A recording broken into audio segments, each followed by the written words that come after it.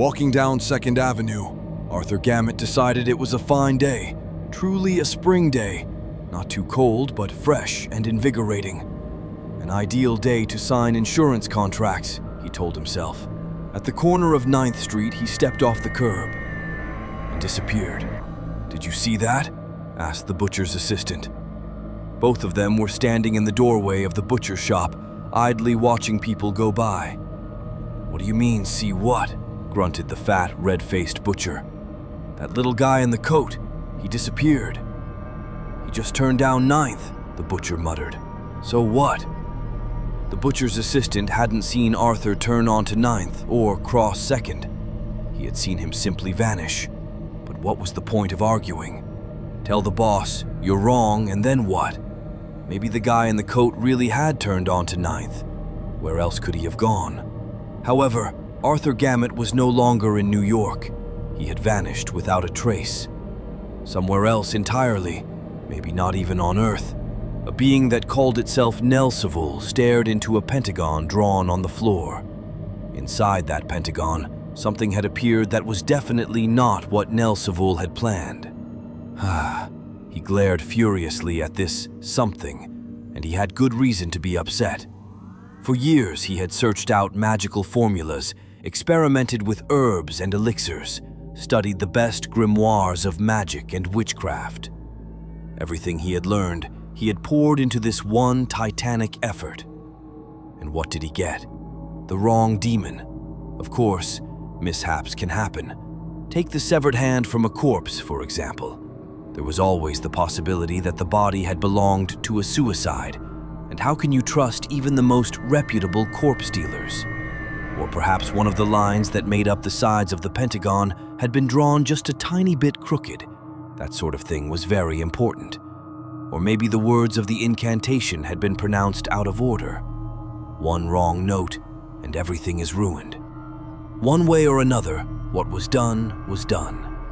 Nelsevul leaned his shoulder, covered in red scales, against a gigantic glass bottle and scratched the other shoulder with a dagger-like claw. As always, in times of confusion, his spine-studded tail tapped uncertainly on the floor. But he had caught some sort of demon, at least. Granted, the creature trapped inside the pentagon looked nothing like any demon he knew. Those sagging folds of gray flesh, for example. Then again, historical sources were notoriously inaccurate. However a supernatural being might look, it would still have to pay. That much Nelsevul was sure of. He crossed his hooves more comfortably and settled down to wait for this strange creature to speak. Arthur Gammet was far too stunned to speak. A moment ago, he had been on his way to the insurance office, minding his own business and enjoying the wonderful air of an early spring morning. He'd stepped off the curb at the intersection of 2nd and 9th and suddenly found himself here, wherever here was.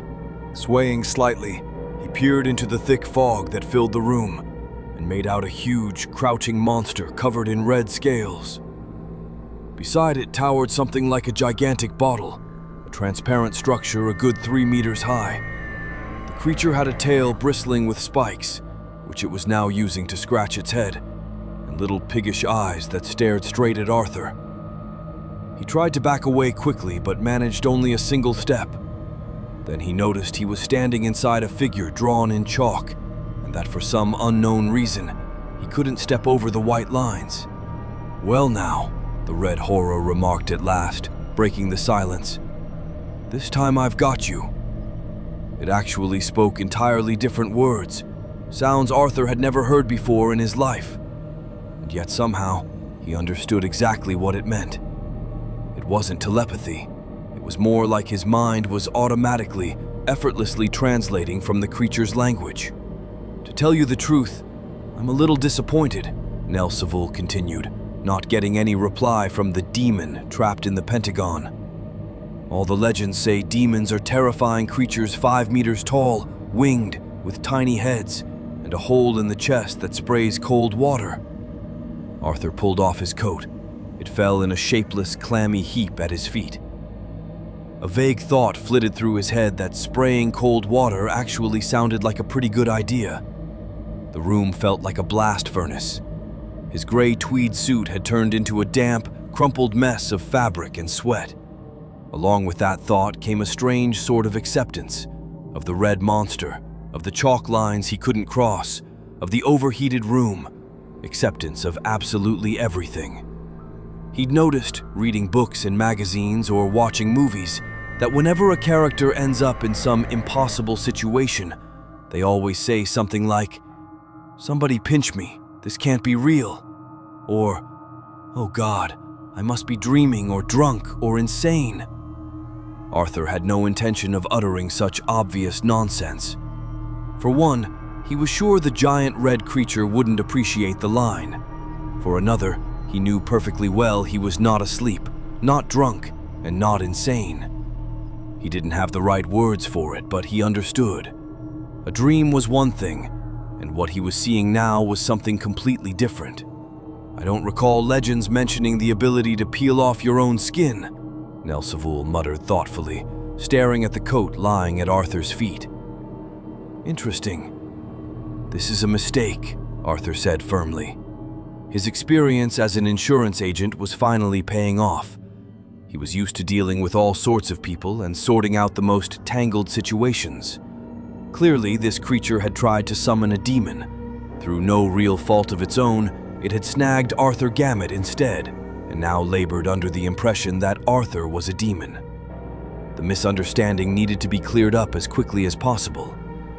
"I'm an insurance agent," he announced. The creature shook its huge horned head. Its spiked tail whipped its flanks, slicing the air with an unpleasant hiss. "Your extracurricular activities don't interest me in the slightest," Nelsevul growled. "Frankly, I don't even care what kind of demon you are. But I'm telling you, I'm not..."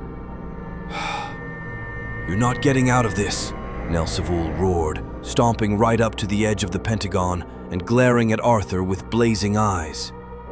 "I know you're a demon, and I want money." "Money?" Arthur stammered. "I've seen all your demonic tricks before," Nelsevul said, visibly forcing himself to calm down. "I know as well as you do that any demon called by a proper incantation must grant one wish to the conjurer. I summoned you, and I want money. 10,000 pounds of money." "Money," Arthur repeated weakly, pressing himself into the farthest corner of the Pentagon, away from the monster's lashing tail. "Money, or shamar, or volkolovo, or vonderpshik. It's all the same." He's talking about currency, Arthur realized. The slang terms were unfamiliar, but the tone was unmistakable. Whatever money meant here, it was clearly what passed for local cash.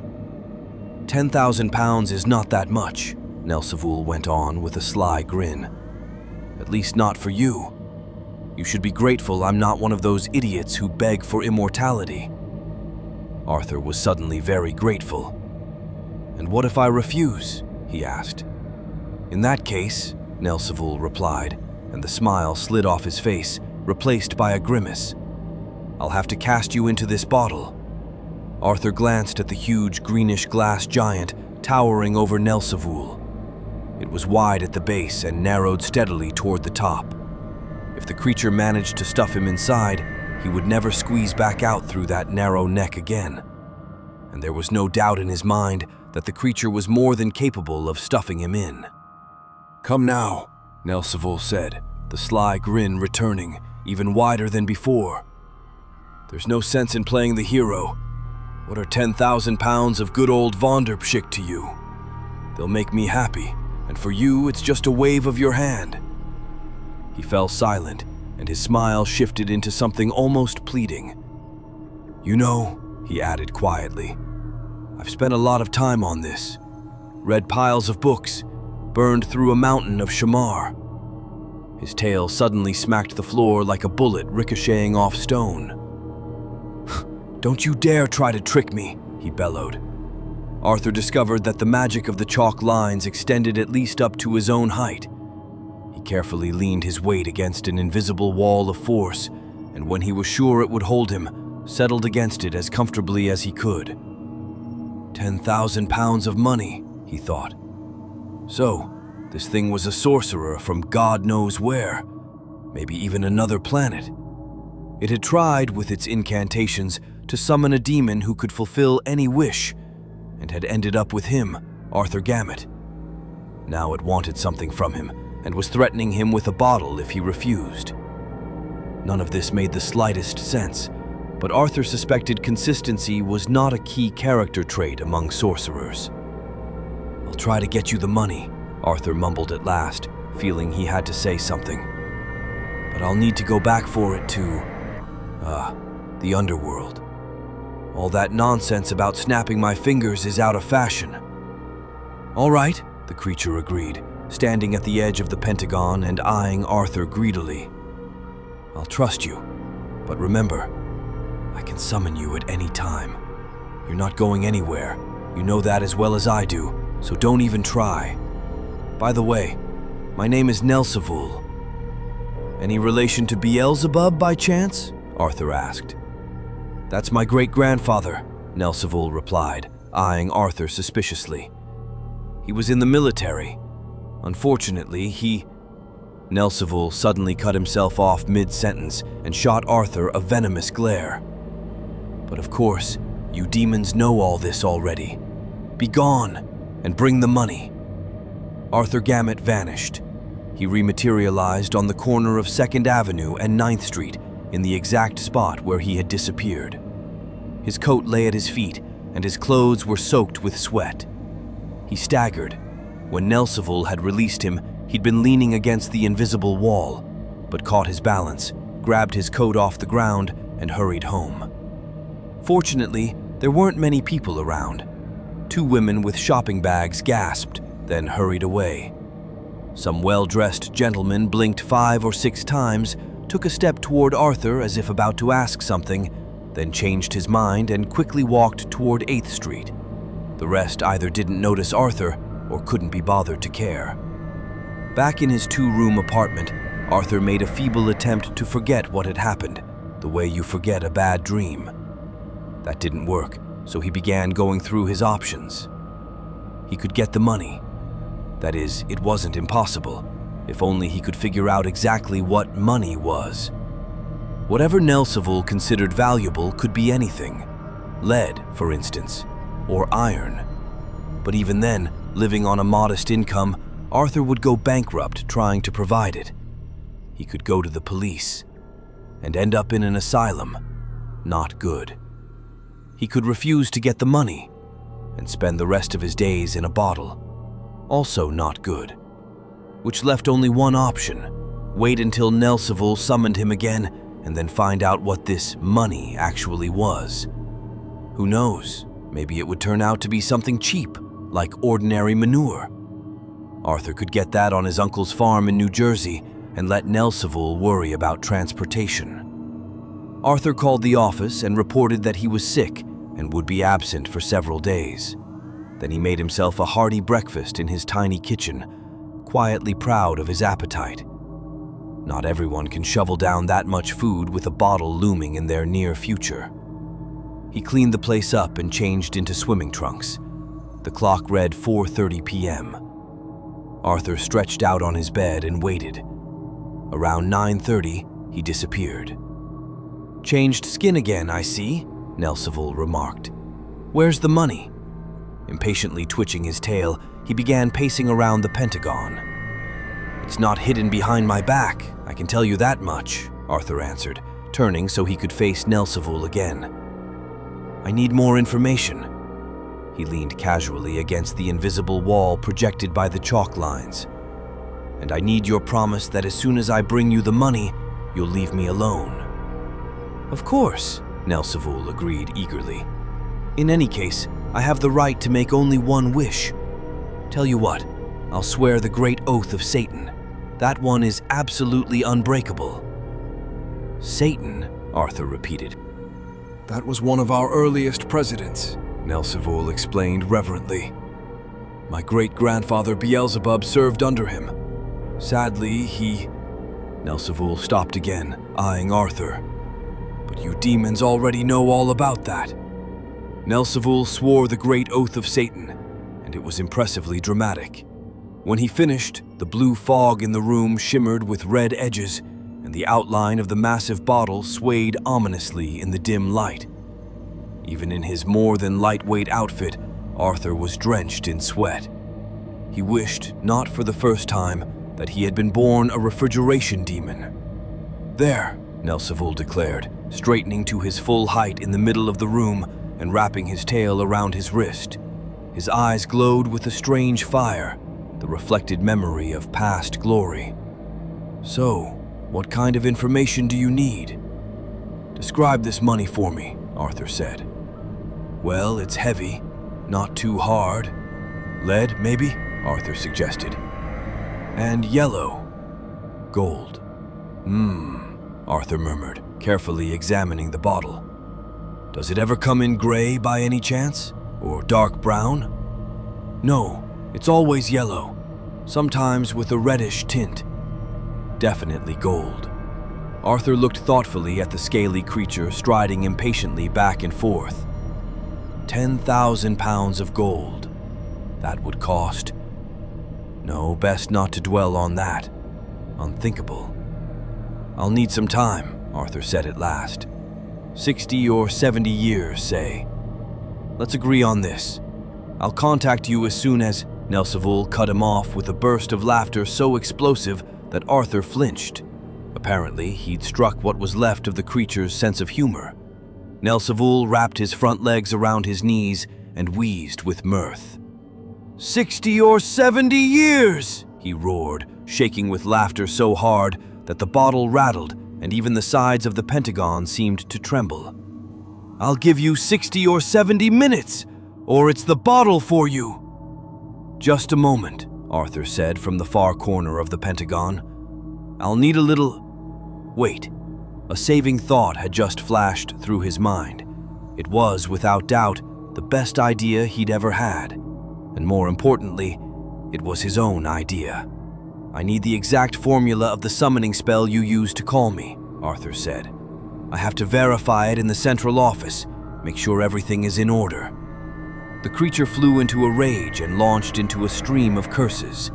The air darkened and veined with red streaks. The bottle chimed sympathetically along with Nelsevul's voice, and the whole room seemed to spin. But Arthur Gammet held his ground.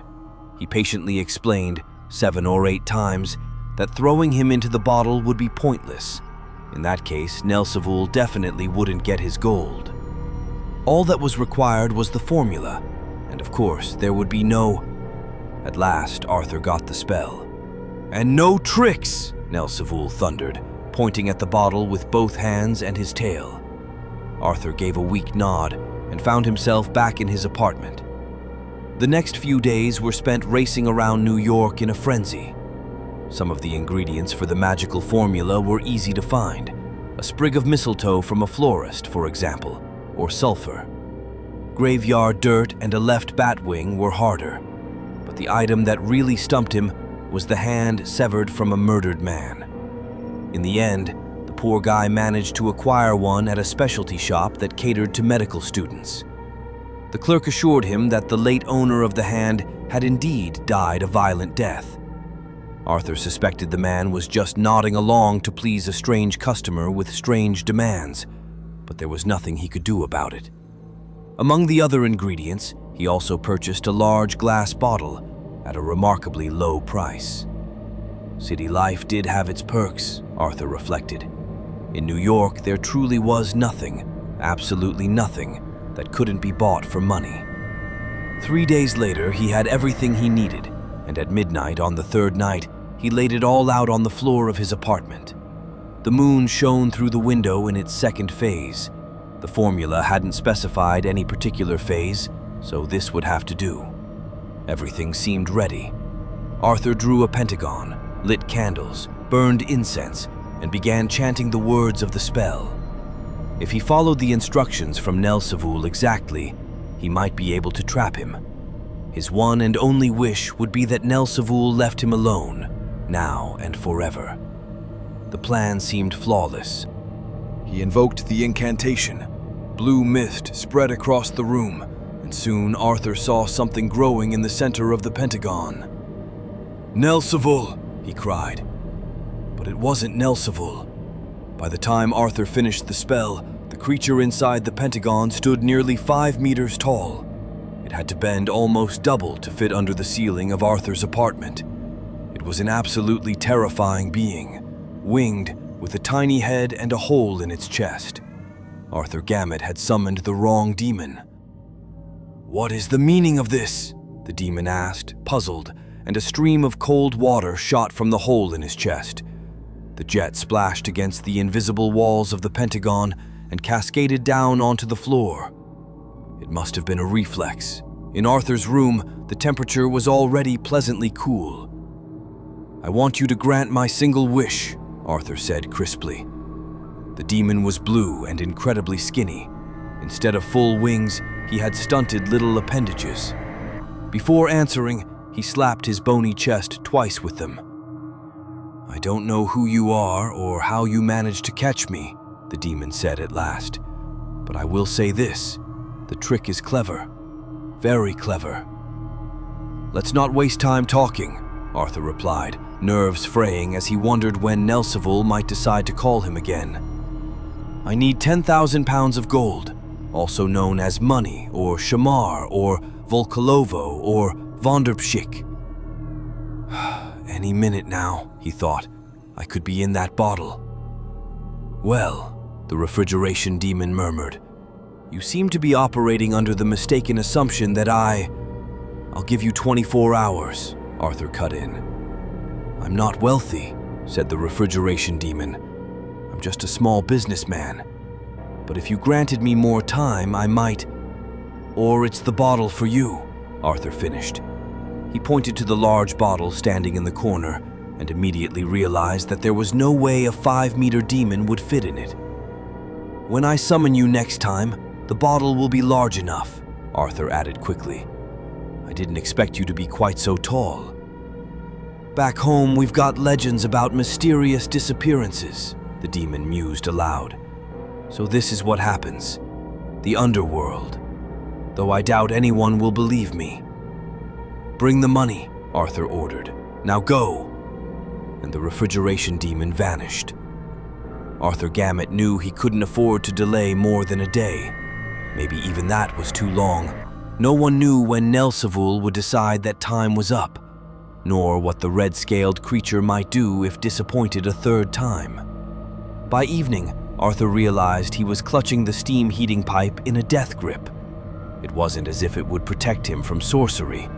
It just felt good to hold on to something solid. He felt ashamed at the thought of leaning on the refrigeration demon and abusing his abilities. It was clear this was no true demon, no more so than Arthur himself. There was no way he'd ever stuff the blue creature into a bottle. It wouldn't help anyway, if Nelsevul's wish didn't come true. At last, Arthur muttered the summoning spell again. "You should have made the pentagon bigger," the refrigeration demon complained, hunching in an awkward pose inside the magical zone. "There's no room for..." "Go!" Arthur cried, feverishly wiping out the pentagon. He drew a new one, this time using the entire floor of the room. He dragged the bottle into the kitchen, the same one as before, since no 5-meter vessel was available, climbed into the closet, and repeated the formula from the very beginning. Again, thick blue fog filled the room. "Don't get upset," the refrigeration demon said when the mist cleared. "The vonderpshik isn't ready yet. Bit of a holdup. I'll explain." He flapped his stunted wings to disperse the fog. Beside him stood a bottle 3 meters high. Inside it, turned a poisonous shade of green from rage, sat Nelsevul. He was clearly yelling something, but the cap was screwed down tight and not a sound escaped. "I copied the formula from a book in the library," the demon explained. "Almost lost my mind when it actually worked. I've always been a practical businessman, you know. Never went in for all this supernatural nonsense. But facts are facts. One way or another, I managed to trap that demon right there." He pointed with his bony hand at the bottle. "But he absolutely refuses to pay up, so I put him in glass." The refrigeration demon let out a deep sigh of relief as he noticed Arthur's smile. That smile was clearly the same as a stay of execution. "I've no real use for the bottle," the demon went on. "I've got a wife and 3 kids. You know how it is. There's a crisis in the insurance business. We're in a slump. I couldn't scrape together 10,000 pounds of money if you gave me an entire army to help. But as soon as I talk that demon into—" "Forget the money," Arthur interrupted. "Just keep this demon. He's all yours. Guard him well, preferably in the original packaging." "I'll do it," the blue insurance agent promised. "And as for the money, forget it," Arthur said warmly. "After all, insurance agents ought to stick together. Do you also write policies for fire and theft?" "I'm more into accidents," the agent replied. "But you know, I've been thinking." Inside the bottle, Nelsevul raged, stormed, and hurled terrible curses, but not a sound could be heard. And the 2 insurance agents calmly discussed the finer points of their